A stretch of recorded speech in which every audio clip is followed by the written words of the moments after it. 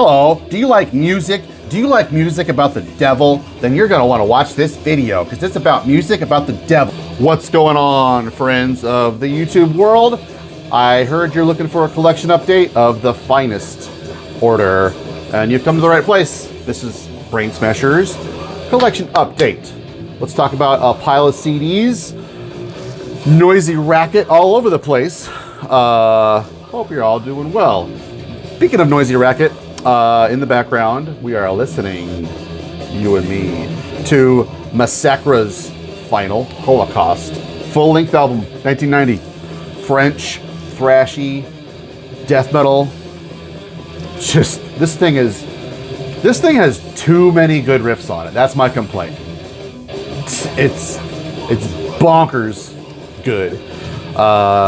Simon, Bossman, turned me onto this one. I had their second album actually for I've had it for about 5 or 6 years now. I loved it. Just never really got around to picking up this one. And I found an OG press of the CD, just the CD, no booklet, no nothing, for like $5. So picked it up and it rules. Absolutely devastating, as you will hear in the background. It's bananas. So thanks, Simon, for urging me to pick this up. All right, so I don't know, about 12 discs or so. Vinyl collection update should have just uploaded recently or so. Anyways, so this is the CD compendium to the vinyl collection update. Most of these are very good, as you will soon find out. So let's get into it, shall we? Join me. Helter Skelter reissued this last year. I'm just now getting acquainted with saying last year when referring to last year. Now that's January 2023. This is Sweden's Eucharist, the demo years 89 to 92.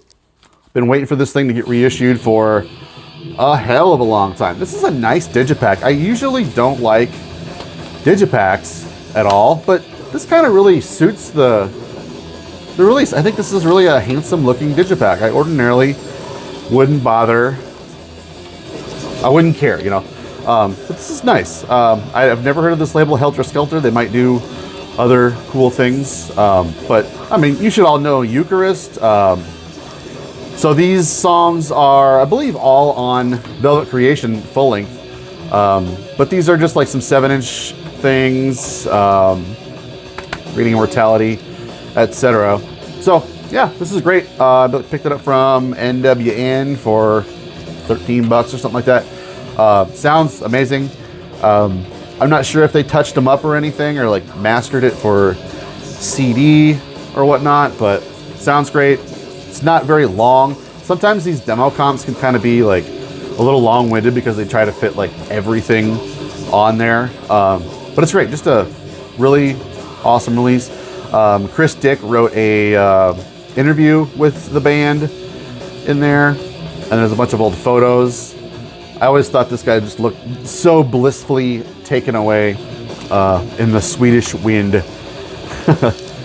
But don't those guys just look like, that band photo says to me, great riffs. And like, this is some of the highest order Swedish riffs you'll ever hear. They put out a new album last year. I think I'm good. I think I'm gonna skip over that one. I think I checked out like one track of it and I was just like, yeah, I'm gonna pretend I didn't hear this. Yeah. This one I may have talked about in a previous collection update. I don't remember having done that.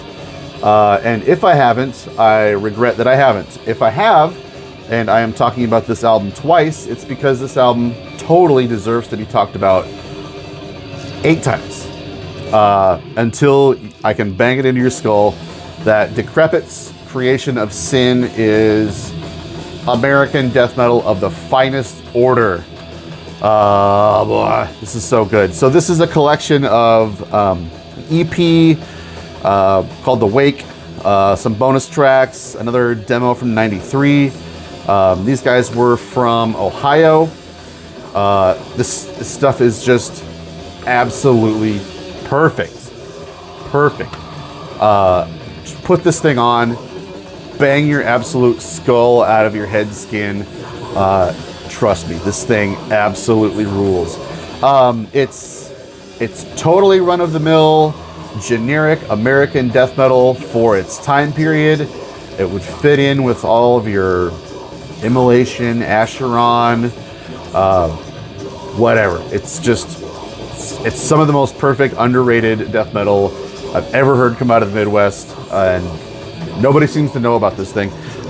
This actually was kind of pricey. It came out on Dismal Records. I think I paid like $30 for it, but so worth it. Sounds amazing. Kind of a dumb cover art, I get it, yeah, but don't pass up on this band. Holy shit, this is great. At least just the 7-inch, The Wake. Those 3 tracks, so good. Next, continuing on. Next is something very, very different from those 2 releases. Are you familiar with Botanist? This is their third album. Mandragora. The Flenser put this out 2013, something like that. Botanist are a very acquired taste. They are strange. When they first came out, I felt like, okay, another gimmicky black metal band that are bending the rules and doing something weird to get my attention. Okay, I'm all for that, but I was like, how long can you sustain this shtick how long can you sustain this shtick? And I have been super impressed to see this band evolve every single release into new, interesting ideas. And they've now got something like 7 or 8 full lengths, and they show no signs of letting up. And so, like, their gimmick or their shtick in the beginning was that there's no guitars; it's all dulcimer, which is a stringed instrument kind of known for being used in like Irish folk, Celtic kind of music. I've got a dulcimer right over there, actually. It's played with little tiny hammers. You might maybe mistake it for a harp on some kinds of medieval music. But yeah, it's all dulcimer. There's a little bit of distortion on it, if I'm not mistaken. And then there's like harsh black metal vocals, and the drumming is pretty much akin to something that you would hear on like a nasty black metal album. But a little more like fast and complex, I guess, than your like ordinary monochromatic kind of thing. The songs are kind of interestingly themed about botany. There are arboreal gallows, nightshade, nourishing the fetus, mandrake legion. I haven't really listened to this one a whole lot or dug into the lyrics, but the first album, I believe, it was all about like plants overcoming humanity and taking over the world. And I thought that was just a really neat angle. It's got it's like the dulcimer thing is like a thing, but there's a whole kind of world to go with it, and I think that kind of helps me enjoy this as a whole thing. This band is from Oakland, and they've turned out to kind of collaborate and I think work in a lot of musicians who are more in the like experimental Bay Area kind of new wave black metal scene. So they've turned out a lot of kind of weird releases over the years, and this is just one of their early ones. So yeah, that is weird. If you like weird, Botanist is gonna do it for you. Next, I hope the YouTube censors are okay with me talking about Anal Pus and their album Unsurmountable Exhaustion of Disentombed ... I wonder what the ... is in reference to. Moscow, Russia, originally released in 1995. Maybe on cassette only, not sure. But some tiny little label. Metal Race Records put this out in 2016. I was over at my buddy Joe's house, Nightmare Imagery, and I saw this sitting on the table, picked it up, and I was like, anal pus. I bet this is like really dumb grind, which I'm not above whatsoever. But he was like, no, dude, that is actually like kind of like deathy, the band Death. Death metal with like kind of ripping leaves and stuff all over the place. And so I said, fuck it, I'm gonna pick this up. And like Joe actually delivers a lot of great recommendations, like Writhing Shadows I probably wouldn't have heard about if it wasn't for him. So this is a lot less, I guess, childish than you would expect having a name, Anal Pus. But yeah, it's pretty complex. It's got a lot of kind of like Schuldiner-ish kind of lead work going on. There's some weird choices throughout. There's some like female vocals about halfway through, and it's just like completely out of left field. But yeah, it's got its charm. It's not amazing or anything, but it's kind of fun. I wound up picking this up in the Paragon Records distro for super cheap. And I also even added in, whenever I order from Paragon, my total for what I intend to buy winds up being like $8. Like, Paragon is the cheapest CD distro in the States, bar none. So usually I throw in a couple more things and try and find anything else I might be interested in to throw in the cart. And this popped up. I had a download of this for a couple years and decided, hey, it's time to pick this up on CD. And I was just playing this before the video, and Jesus, this is so good. I don't think I've ever heard anybody talk about Persecutory. The album is called Towards the Ultimate Extinction. You can kind of gather what this sounds like from the cover, and seriously, like, I would pass over this visually. Like, judging on the cover, I would pass over this every day of the week. But for some reason, I managed to check this out for some reason a couple of years ago, and I thought, this actually really rules. And I'm really glad I picked this up, because this thing is, I don't know, there's barbaric, thrashy, kind of deathy kind of moments, but then sometimes it will really like kind of meathead out into a black metal kind of realm. It kind of reminded me of like Pseudo God or like Titan Blood-ish kind of areas, but I think a lot of the brethren of this kind of style of this band is kind of usually boring. Let's be honest. These guys have like very well written riffs and songs. It's like they're doing things to the genre that I didn't think could be done, and making it great without like alienating, I guess, the core identity of this kind of war metal, black death thrash kind of amalgam. It's great. I'm probably going to throw this in next week and spin the hell out of it, because that was awesome. Sometimes I'll just like throw on an album and think, yeah, it's kind of whatever, it's good stuff. But a riff will just like pull my attention away, and I'll just be like, God damn, that's a riff. Like this album in particular was doing that for me too. But this Persecutory is just like loaded with super good riffs that I happen to love. So check that out. Rules. Second time I bought this album. You ever heard of a band called Slayer and their album Hell Awaits? Yeah. Found this on Facebook CD selling club or something. And I was like, you know what? I've been wanting to come around back to this again. And this is great. This is fucking great. So I don't know, I got into like black metal first thing, kind of death and black metal first thing. And so like when I was 18 and I was already into the brutal stuff, the intense stuff, the dark stuff, stuff like this sounded like old man classic rock to me. So I did get into Rain and Blood maybe when I was about 19 or 20 or so, and I liked that. But the stuff before that just sounded like old and boring.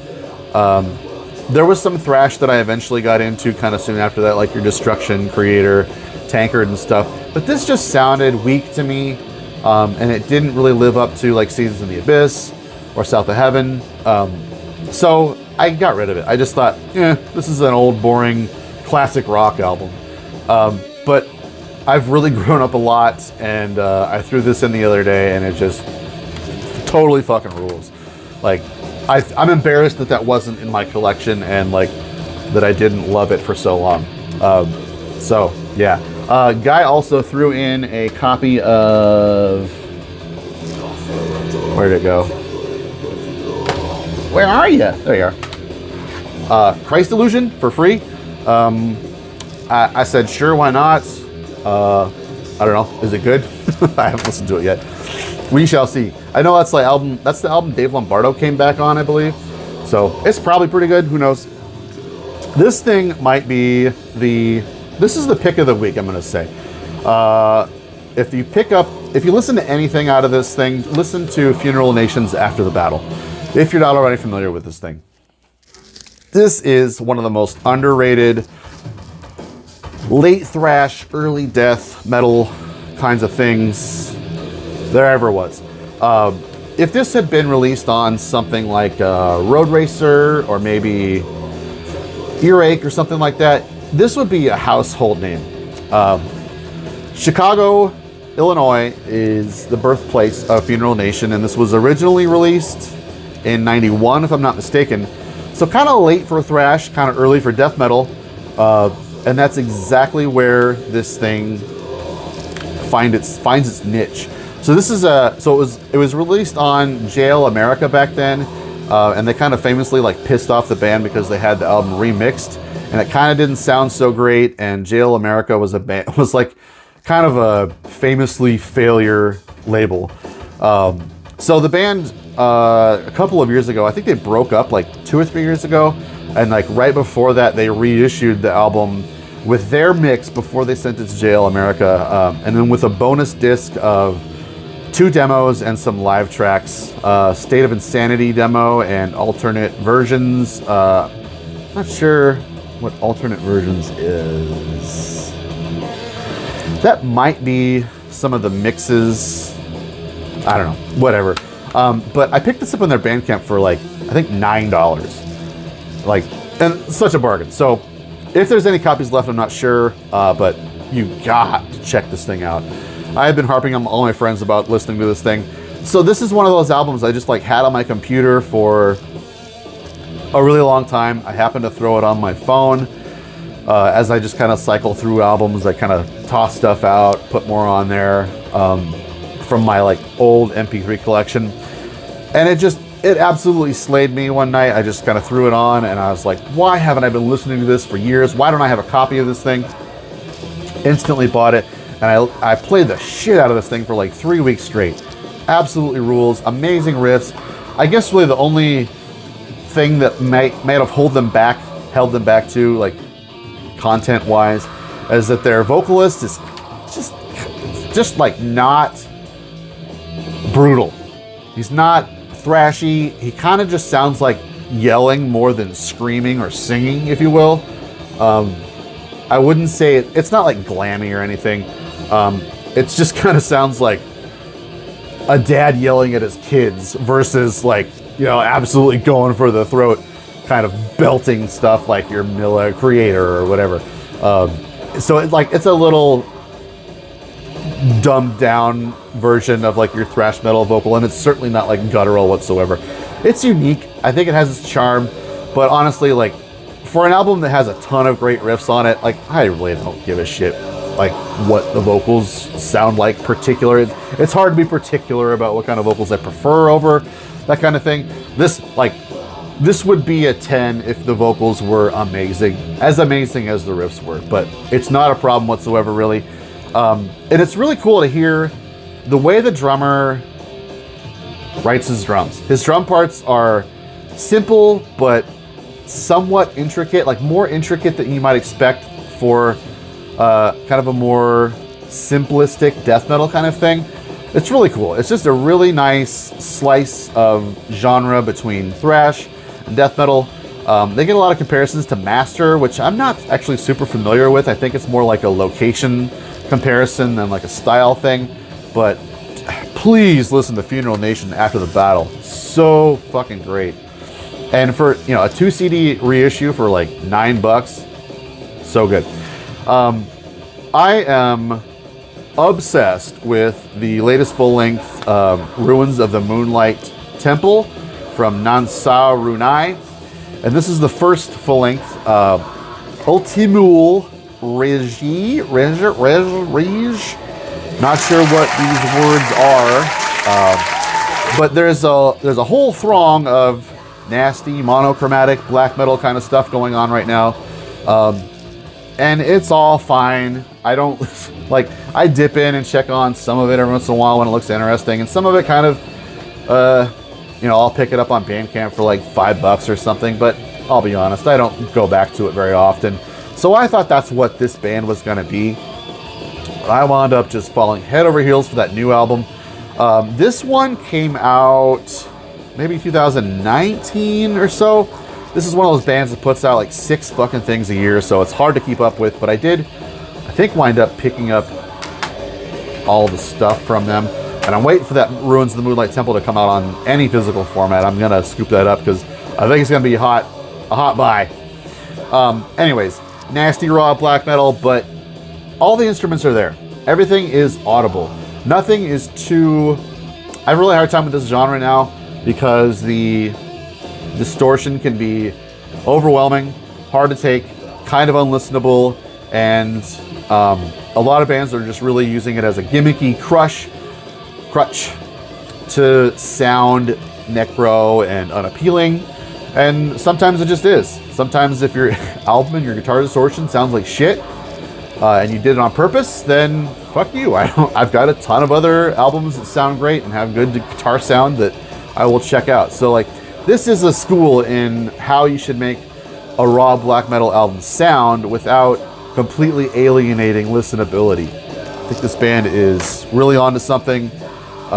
Just amazing riffs. Only spun it about 2 times. I've probably listened to Ruins of the Moonlight Temple like 40 times since it came out in early November. It's so great. When you have like tremolo black metal riffs with harmonies over it, and you alternate between like a kind of a mid-paced blast, and then you alternate that with like a skanky batu batu batu batu, I fucking lose it every time. That gets me every fucking time, I swear. I'll gloss over this one fairly quickly because this is a split between Nonsarunai and Vampiric Rites, I believe. This was boring. This, I think, is the first thing that the band put out. Not familiar at all with Vampiric Rites. But yeah, I was surprised how lame this was. Just absolutely uneventful, boring black metal stuff. More nasty black metal, but of a different ilk. Dryad's new full-length The Abyssal Plane came out on Friday. Today is Sunday. 2 days ago. They're making waves with this thing. I'm super proud of my guys for their debut on Prosthetic Records. They're super huge devotees of Celtic Frost and Hellhammer. And I've kind of come around to Hellhammer and Celtic Frost because I've enjoyed their music over the years so much. These guys have become good friends of mine, and I've seen them live several times. So like, I've been aware of these guys, hanging out with these guys, and seeing them live for several years now.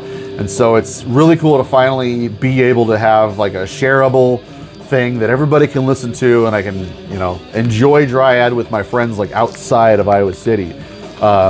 So they're kind of like, they're a primitive raw black metal band with big time crust D-beat influences and overtones. It's really like the rhythm section is D-beat and crust, and the guitars and vocals are pretty black metal. So it's a nice mix of that kind of thing. It's very ancient sounding, this hallowed kind of echoey delay all over it. So good. The album is all about like underwater sea life, ocean life, and how we're ruining it and killing it all off. So it's got an interesting theme to it, and every song not every song, but between several of the songs, there's these like piano interludes that give you kind of like this eerie, murky sort of rest between everything. There's 1, 2, 3, 4, 5. Yeah, 5 piano interludes, and it gives you this kind of rest. There's like an intro and outro to it all. It's like usually a black metal album of this ilk wouldn't have so many little piano interludes, but the music is so assaultive and unrelenting that it's kind of necessary. I felt like it was a tasteful thing to add these piano interludes between the songs. It's really, really good. Hope you guys listen to this. Prosthetic Records, The Abyssal Plane by my homies Dryad. Check it out. 2 more. Aborto Facient with Into the Crypt of Gore. So, a couple things caught my eye about this. It's kind of a weird thing for Nuclear War Now to be releasing, I think. This is just like a primitive death metal band from Belgium. And it's a compilation of just 2 demos. There's 7 songs on this thing. It's real short, real quick. Very, very simplistic, primitive death metal. But it's got its charm to it. It's well thought out enough that it's kind of great. Not reinventing the wheel whatsoever, but doing it just good enough that it's like a tribute to the past, the old times. Really, really good. So that caught my eye that Nuclear War Now is doing like a death metal thing that they ordinarily don't do, like modern death metal, old school band. God, tangents. And then I gotta say, I fell hook, line, and sinker for the Pink on this. That just says like, look, if Pink scares you away, then fine, fuck off. You're missing out on some awesome primitive death metal. Yeah, this should give you everything you need to know. Skulls, skulls, skulls.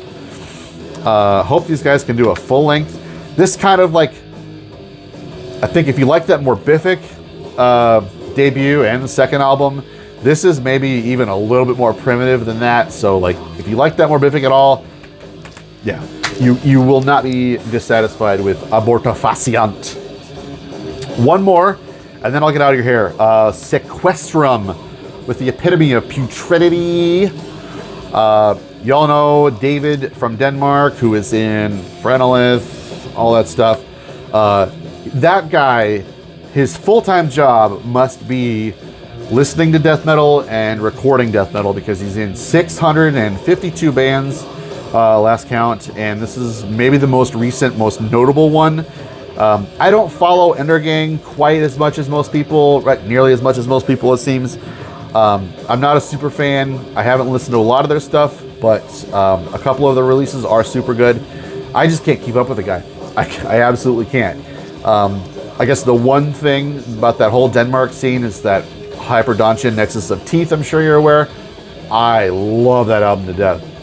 So I'm always willing to check out something that he's working on, and this, from what I understood, was a little bit more different from his other stuff.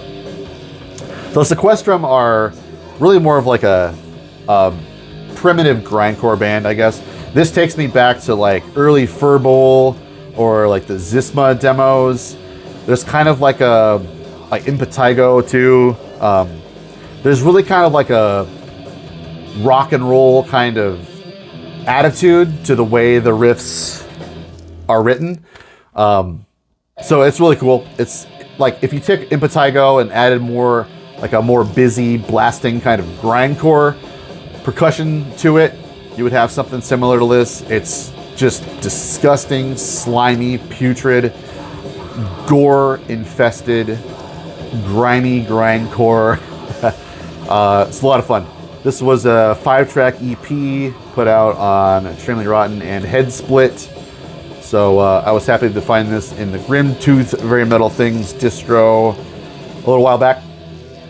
That's it. So that catches me up on some of my death metal releases. And hey, we'll check in with you later. That about does it. By the way, I have a Patreon channel. If you want to subscribe, check it out down below. There's more stuff on there for you to enjoy. Later. Woohoo! That was was a great video, and it was made possible mostly by me, but also thanks to the undying and kind support of my Patreon subscribers. Thank you all. I love you.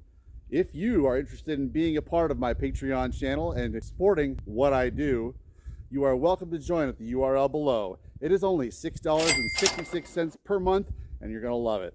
Thank you. It's well thought of out. It's well.